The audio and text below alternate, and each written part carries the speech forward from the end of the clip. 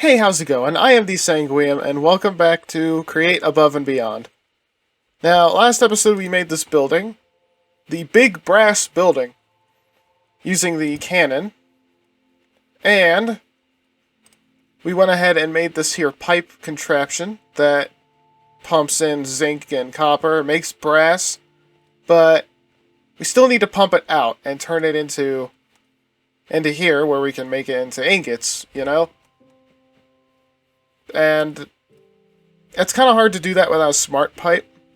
And you can't make a smart pipe without a sealed machine, like a copper machine, using sealed mechanisms. So we're going to be building a rubber factory. Alright, probably right here. We're going to have to take down these trees and stuff. And I figure it'd be easier just to do it in a form of a time-lapse. So let's just hop right on into it. First thing I did was remove the palm trees because I don't need them anymore and needed more space for the new building. Next up was a bit of terraforming because I decided this hill needs to be pushed back a bit to make more room for the building. Because despite the palm trees no longer being there, it still wasn't enough room. Then, I put down some wood to kind of mark where the trees are gonna go.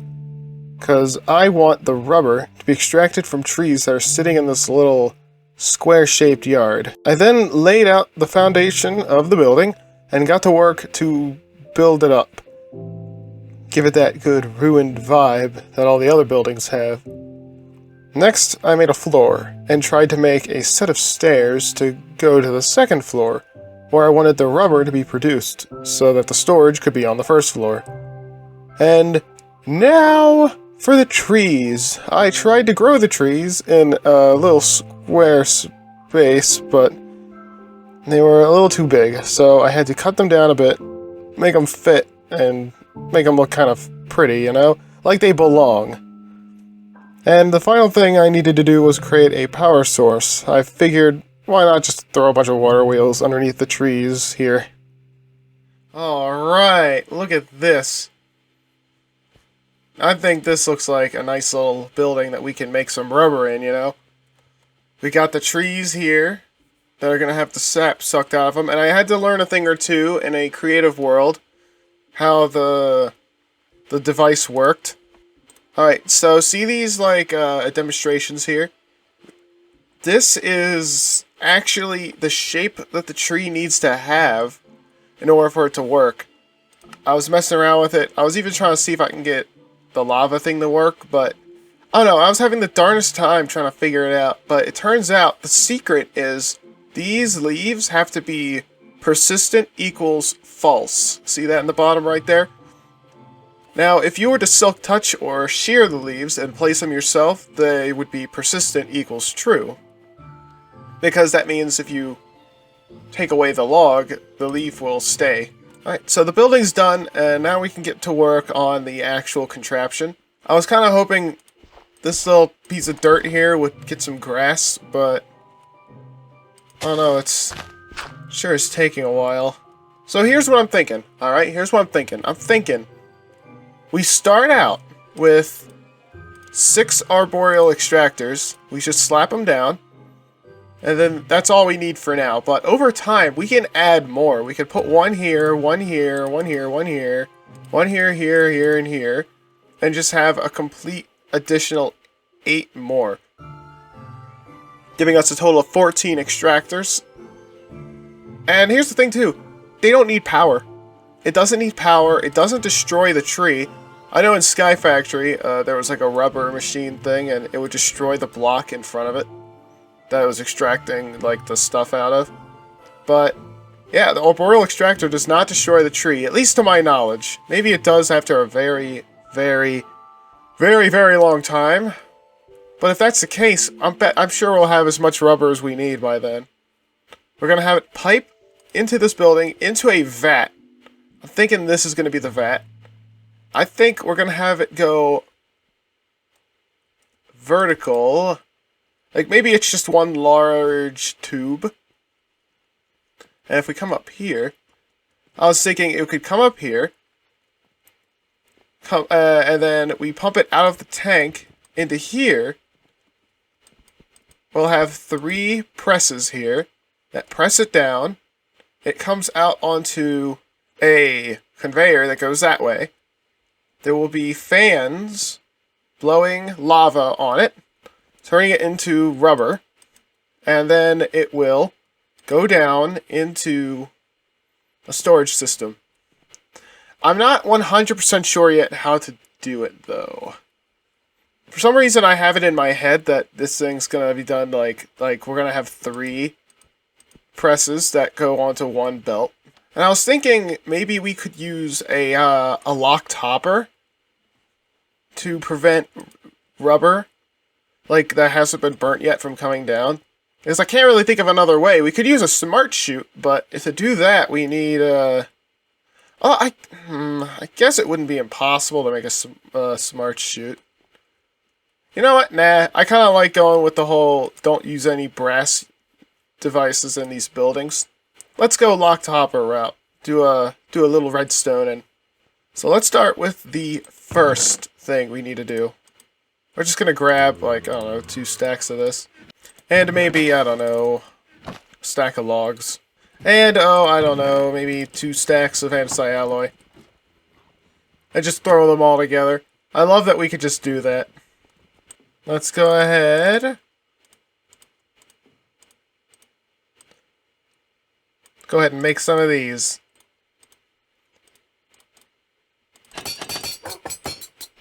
And now I have 6 arboreal extractors. And you know what? If we go here, we can go ahead and check that off. Now we just need the rubber stamper. And since we're here, we might as well try and, you know, to make the mechanism for that. So let's grab 3 of these. Now while we wait for the press to press the iron, let's go ahead and place these extractors.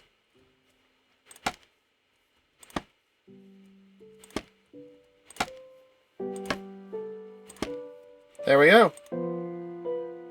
So now, very slowly, but surely, these things should... Oh, there we go, 25 millibuckets. I believe it takes 250 millibuckets to make 1 piece of rubber. Which is why we need so many of these to make rubber, you know, at least a little quickly. So then we just need a pipe system that comes over here. And I've already made the water wheels down below. We just have to bring the power up. I'm waiting for this dirt block to get grass so I can get rid of this. Remember when I was working on the kelp farm and all that grass just started growing out of nowhere? Unbelievably quick? Yeah, I kind of need that right now. So let's see. I'm thinking we have the basins here, like this. Okay? And I'm thinking... hold on. What if... We'll put this one here. Slap these down. Spin them so that they're all connected. Okay. So, we're going to have pipes down here, injecting the resin into the basins. Thing is, though, I don't know if it'll do it evenly. It might just go to the closest one. One might be more than enough. We'll see what happens. And if one is more than enough, we'll just get rid of 2 of them. It would be nice if we could use chutes like this, but then it would be a little too low. What we're going to do is...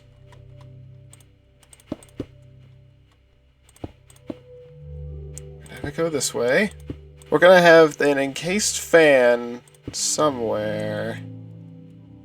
Probably here. Because it kind of has to be here. To have room on the back for power, and room on the front for the lava. Which means here would have to be where it stops. And this is also where the hopper is going to be. That needs to be locked. So we can put the locking mechanism, like, just here. And put the chests here. Alright, it's not going to be the prettiest looking thing, but it should definitely serve its purpose. You know what? The more I think about it, the less I want those there. We'll just get rid of those. Yes, finally. Okay, let's get rid of this. Ah, nice clear floor. Alright, now let's figure out the power situation. I put the water wheel here in the middle. It's gonna come up, I think here? Yeah, it's here. Let's see, we could have the tank here. And put the shaft here. This will be where the power comes up out at, not here. Oh god damn it, I need to make more gears. Pipes, we need more pipes. 4 for 4, that's what I'm talking about. Put that there. Alright, that's moving pretty quick. We're definitely gonna have to slow that down for the conveyor belts. Or do we? I don't think we do. If, they're all just gonna line up here and drop when they're ready. Yeah, I don't think we do. You know what? Now, upon second thought, we probably don't need to do any slowing down. But okay, we have our power source now. Right here. Now let's see. How are we gonna do this? That's the question. I think we're gonna have the shafts go through here to power the pump. And I think we're just going to have one pump here. So let's replace that with a gear. And the best thing about pumps is that if it's going the wrong direction, you can just use the wrench to turn it around. That makes figuring this kind of stuff out much easier. Alright, let's get rid of that. Put down 2 gearboxes.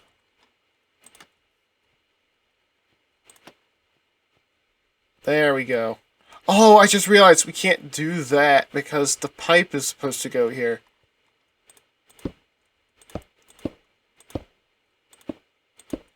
It's okay. There's another way to go about this.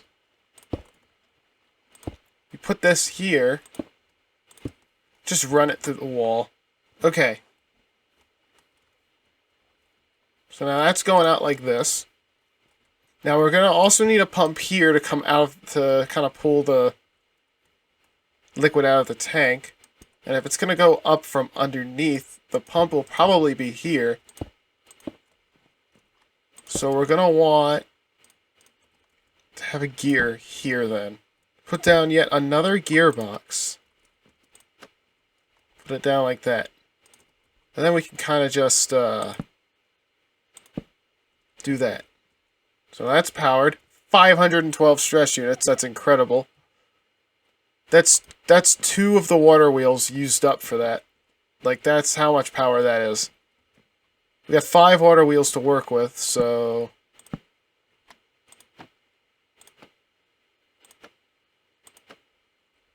Okay, so that actually goes the right way. So we will put the pump here. The gear from the pump will go onto this. Make that go, and then we'll put a gearbox here, and that should make that move this direction. And then we just gotta power this fan. Now to make all these pipes and all that, we're gonna need more copper, so let's throw some more copper in here. There's 8 nuggets of brass left in there that I completely forgot about. Oh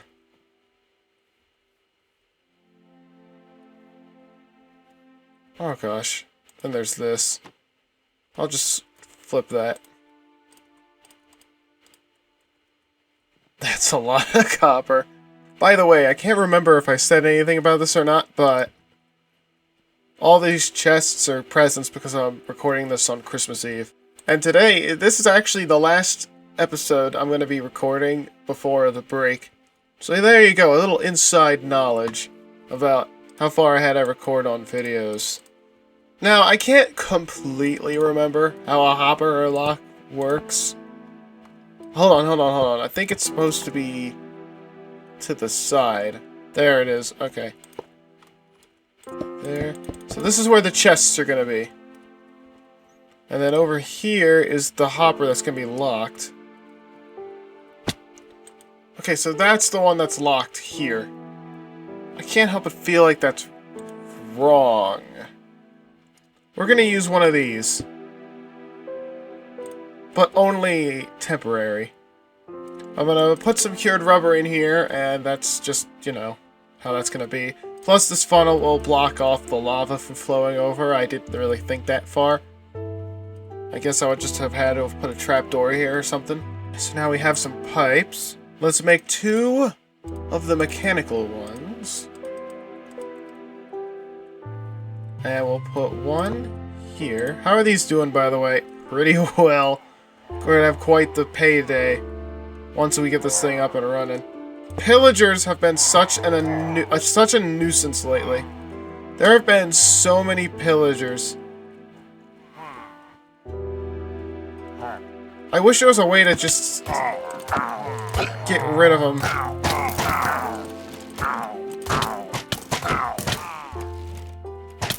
Because sooner or later, these guys are going to just completely massacre me. Like they seem to be doing right now. Oh, Lord. I mean, geez. I know it gives you coin and all, but they're just so annoying. Alright, we're not going to connect it up yet. Otherwise, we're just going to end up with resin all over the place. Alright, I'm thinking this is a good spot. We'll put the tank here. 1, 2, 3, 4. It looks like a 5, so we'll put down 5 tanks to fill that up. There we go. So now we have some tanks here, which means we can actually turn this on.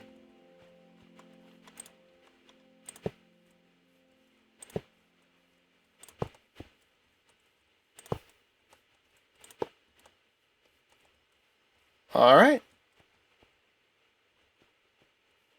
So now, here comes all of the fluids.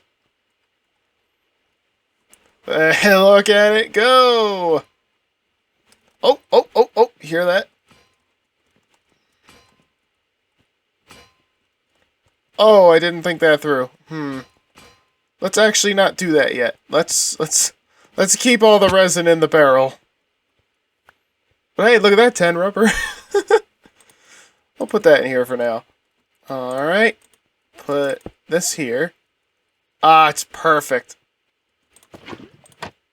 Okay. The lava is in. Alright, so let's throw the rubber on here.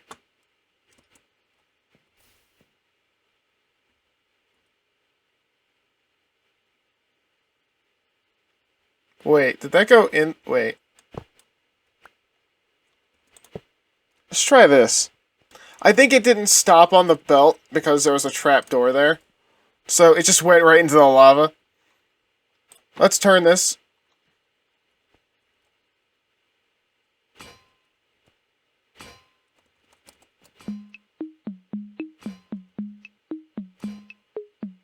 Okay, it's stopping. And this time it's smelting. And it seems to be doing so pretty consistently. But look at that! We now have cured rubber being produced. And it doesn't require anything. It just runs in the background. Just automatically making rubber. And I think the rubber production is gonna outdo the resin production. But that's okay, that's why we have so many of them. Now hopefully over time, this will reach like a stack, and then I can just make another copper machine to do stuff with, like make a smart pipe, because we need smart pipes. In fact, that's the whole reason we built this, remember? Smart pipes, we needed a smart pipe. So that we can do brass stuff easier. Oh, hold on a minute. This isn't, This isn't being pumped out because everything that's being pumped out's behind. Oh dear. What to do about that? It's overstressed now. Apparently that was just a little too much. Does it work if we do this?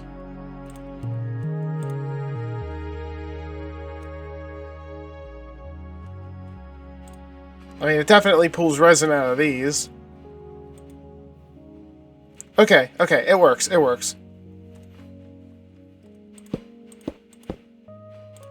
That actually means we don't need all this. How much do we have? We already have a full stack. That's perfect. Let's go ahead and wrap some of this up. Now, I forgot that the sealed mechanism recipe is so cheap. I thought you had to surround it with rubber. Turns out it's much simpler than that. But you do have to surround the copper casing. And now we have a copper machine. It's filled with something, though. And we can turn them into a hose pulley, smart fluid pipe, or portable fluid interface. But we want that smart fluid pipe. And we can put that right on there and tell it brass. Now, I'm curious, can we use a copper can?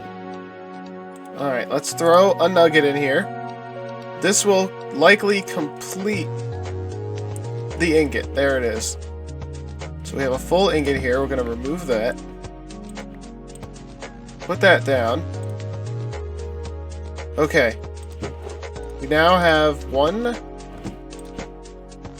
copper can of brass. Scaffold up.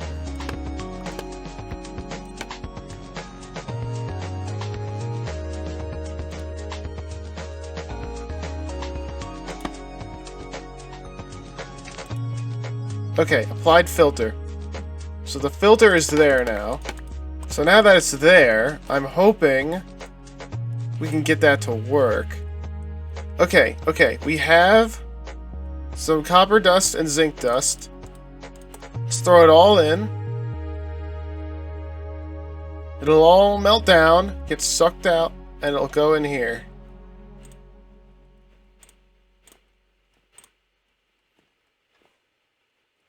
Goes in there, turns into brass, and we should see it. Perfect! Look at that! It works! Oh, it works! I'm so happy that it works. So we just throw copper and zinc in here and it'll just become brass. I love it. Let's go ahead and dump the contents of that in there. Look at it go! Oh, look at it go. I love it. I love it. Finally. Okay. We now have a working brass alloy machine thing. And in the meantime, we already almost have... Nope, we now do have. We have 32 cured rubber now. We already have half a stack. This thing is incredible. This was a good idea. I'm glad that we took a moment to kind of make this. Take that. Okay. Submit that. That's automated. Take that. Submit that. It's automated. Take these.